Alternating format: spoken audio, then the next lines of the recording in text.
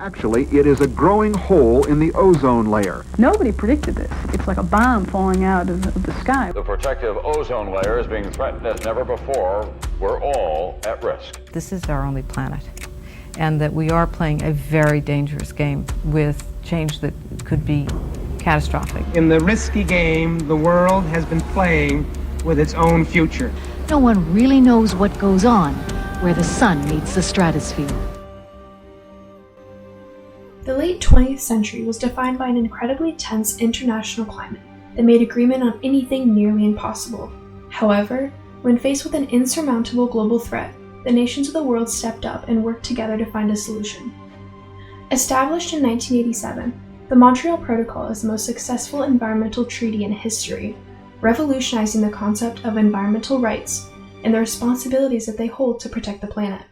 In an era of chaos and uncertainty, the Montreal Protocol stands as a beacon of hope for the people of planet Earth.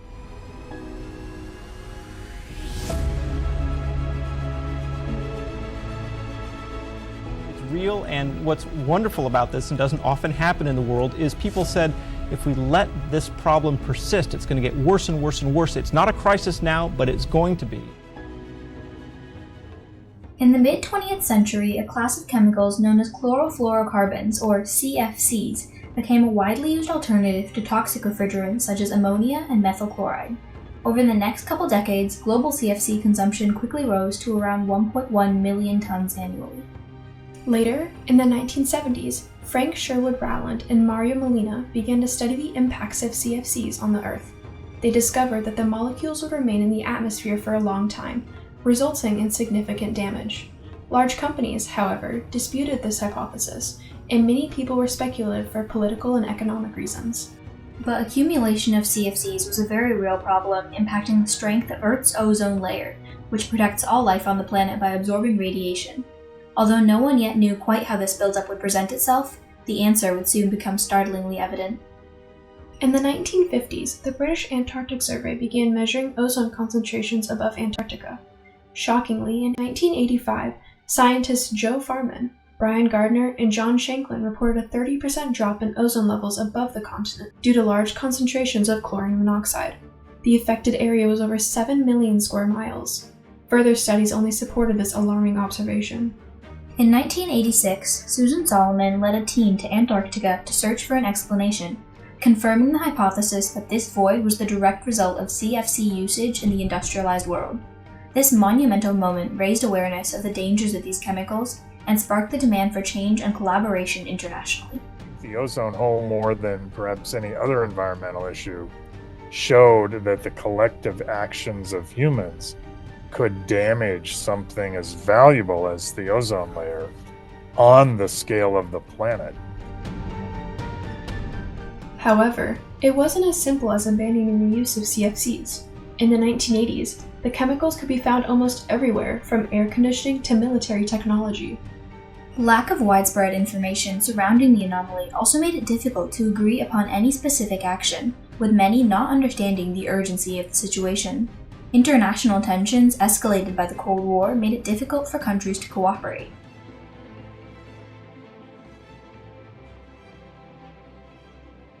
Eventually, compromises were made. In 1987, the US Senate unanimously approved ratification of the agreement. The vast majority of environmental advocates and large industries also voiced support. As with any other treaty, writing, revising, and even ratification was a long and difficult road.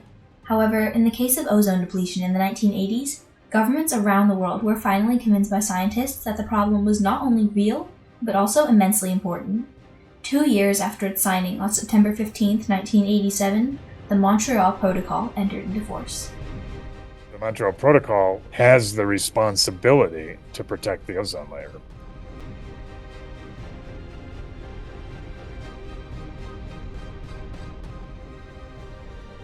The primary focus of the Montreal Protocol was dictating a schedule for the phasing out of CFCs. Notably, it communicated the writers' hopes of cutting CFC production in half by the new millennium, which was startlingly fast for this sort of environmental action. The treaty allowed each country to develop its own economically feasible way to limit its emissions of ozone-depleting substances, or ODSs. Now, the manufacture of CFCs is banned in most industrialized countries. After observing the success of the initial signatories of reducing CFC usage, additional countries joined in. By 2015, all UN member states had ratified and enforced the protocol, making the Montreal Protocol the first and only treaty in the history of the United Nations to achieve universal ratification.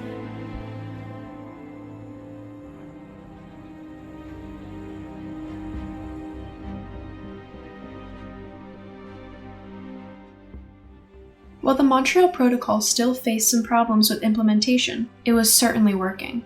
Since its signing, the treaty has been amended 9 times to further reduce and eventually completely phase out CFCs. Through these changes, it has proved that it can adapt and strengthen its provisions to uphold the responsibility to protect the planet against over 100 hazardous chemicals.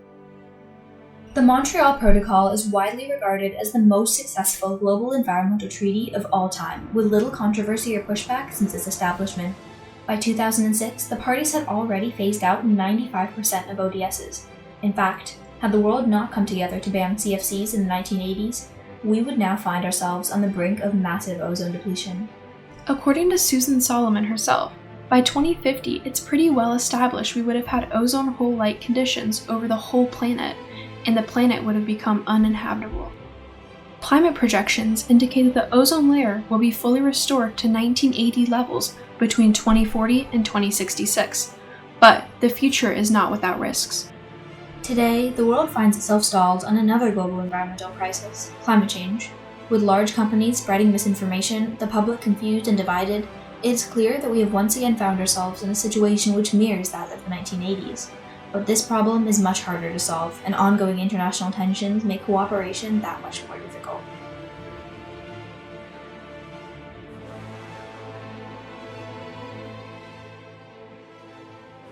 However, amid all this uncertainty, we can find hope in the Montreal Protocol.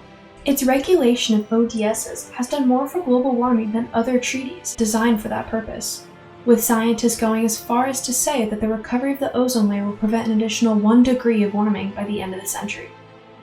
The creation of the ozone hole showed how rapidly we can change our planetary environment for the worse, says John Shanklin.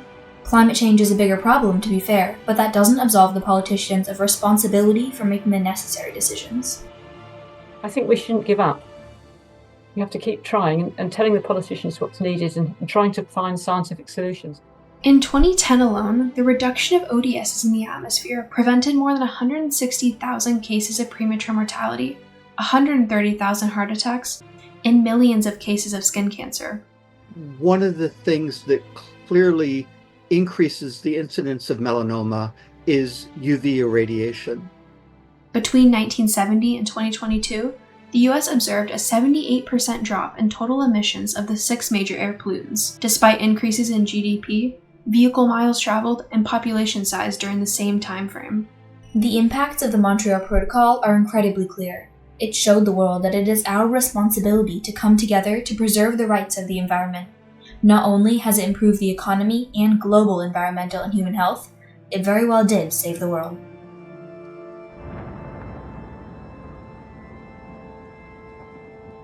Since it was signed in 1987, the Montreal Protocol has been hailed as the most successful environmental treaty of all time.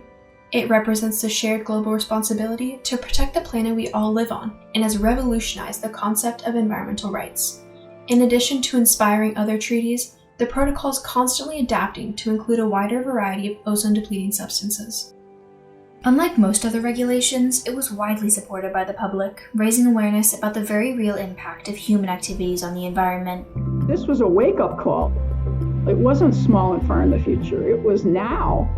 Its existence, despite immense political tensions and conflicting motivations, stands as a symbol of hope for the future of Earth, the cooperation exhibited by the world's nations serving as a model for the new generation tackling climate change.